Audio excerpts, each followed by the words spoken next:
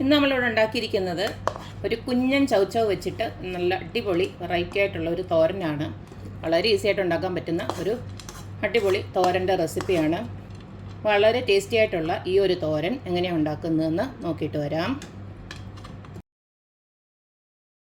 ചൗച്ചവ് തോരൻ ഉണ്ടാക്കാനായിട്ട് ഇതുപോലൊരു ചൗച്ചവ് എടുത്തു വെച്ചിട്ടുണ്ട്. ഇതിൻ്റെ പുറംതൊലി ഉണ്ടല്ലോ, ഇതങ്ങ് ചെത്തിക്കളഞ്ഞിട്ട് നമുക്ക് ഇത് ഒന്ന് വൃത്തിയാക്കി എടുക്കാം.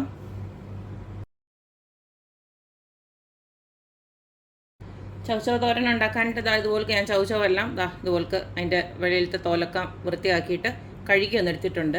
ഇനി ഞാൻ ഒരു ഗ്രേറ്റർ ഉപയോഗിച്ച് ഇത് ഒന്ന് ഗ്രേറ്റ് ചെയ്തെടുക്കുകയാണ്. അടുത്തത് നമുക്ക് ഈ തോരനിലോട്ട് വേണ്ടത് ഒരു സവാള ഞാൻ അരിഞ്ഞ് വെച്ചിട്ടുണ്ട്. അതുപോലെ തന്നെ ഞാൻ ഒരു 2-3 അല്ലി വെളുത്തുള്ളി ഉണ്ടല്ലോ, അതുകൂടി ഇതുപോലെ അരിഞ്ഞു കൊടുത്തിട്ടുണ്ട്. പിന്നെ ഒരു 2 പച്ചമുളക്, പിന്നെ കുറച്ച് കറിവേപ്പില. ഞാനിപ്പോൾ ഏറ്റവും സിമ്പിളായിട്ടുള്ള രീതിയിലാണ് ഈ ഒരു തോരന് ഉണ്ടാക്കുന്നത്. അതായത് ഇതിലേക്ക് നമ്മുടെ അരിഞ്ഞു വെച്ചിരുന്ന ഇതല്ലേ ചൗച്ചവ്, അതുപോലൊന്ന് പിഴിഞ്ഞെടുത്തിട്ട് കൊടുക്കാൻ പോകണം. വെള്ളം നമുക്ക് വേണ്ട. ഇത് നമുക്ക് ചതച്ചൊക്കെ വെച്ച് വേണമെങ്കിലും അങ്ങനെയും വേണമെങ്കിൽ വെക്കാം. ഞാനിപ്പോൾ എളുപ്പത്തിന് വേണ്ടിയിട്ട് ഞാനിങ്ങനെ വെക്കുന്നതേ ഉള്ളൂ. ഭയങ്കര ഗുണമുള്ളതാണ് ഇതെങ്ങനെ കഴിച്ചാലും നല്ലതാണ്. അപ്പോൾ തോരനായിട്ടോ കറിയായിട്ടോ എങ്ങനെ വേണമെങ്കിലും നമുക്കിത് കഴിക്കാം. അപ്പോൾ ഇനി ഇതിലേക്ക് കുറച്ച് തേങ്ങയോടെ നമുക്ക് ചേർക്കാം. ആവശ്യാനുസരണമുള്ള തേങ്ങ നമുക്ക് ചേർക്കാൻ. അടുത്തതിലേക്ക് നമുക്ക് ആവശ്യത്തിനുള്ള ഉപ്പിട്ട് കൊടുക്കാം. 1/2 ടീസ്പൂണോളം ഉപ്പ് മതി. തോരന് മഞ്ഞ കളറിലാണ് കഴിക്കാൻ താല്പര്യം ഉണ്ടെങ്കിൽ മാത്രം ഇത്തിരി ഒരു മഞ്ഞൾപ്പൊടി ഇട്ട് കൊടുക്കുക. ഇനി ഇതെല്ലാം കൂടെ നമുക്കൊന്ന് ഇളക്കി വെക്കാം.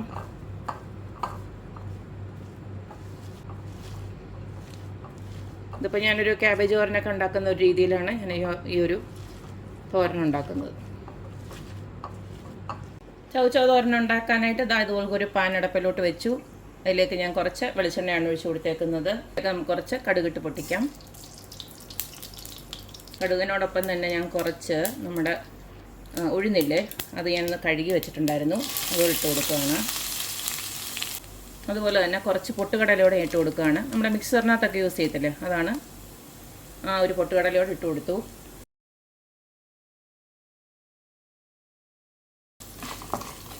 ഇതെല്ലാം ചെറുതായിട്ടൊന്ന് മൂത്ത് വരുന്നുണ്ട്. നമുക്ക് 2 ഉണക്കമുളകും അതുപോലെ കുറച്ച് ഉള്ളിയോട് ഇട്ട് കൊടുക്കാം.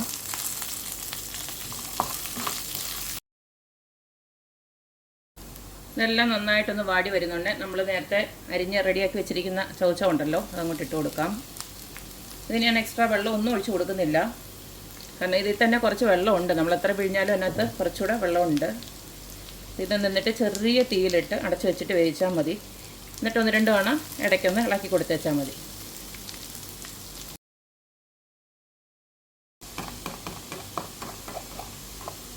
ഇനി ഞാൻ അടച്ചു വെക്കാൻ പോവുകയാണ്. എന്നിട്ടൊരു 5 മിനിറ്റൊക്കെ കഴിയുമ്പോൾ ഒന്നുകൂടെ ഇളക്കി കൊടുത്ത് ചെറിയ തീയിലിട്ട് വെള്ളം പറ്റുന്നിടം വരെ നമുക്ക് വേവിച്ചെടുക്കാം. അത് കഴിയുമ്പോഴത്തേക്ക് നമ്മുടെ തോരനാവും. അപ്പം നമ്മുടെ തോരൻ ഇവിടെ റെഡി ആയിട്ടുണ്ട്. വളരെ സിമ്പിളായിട്ടുള്ളൊരു തോരനാണ് ഞാനിവിടെ കാണിച്ചത്.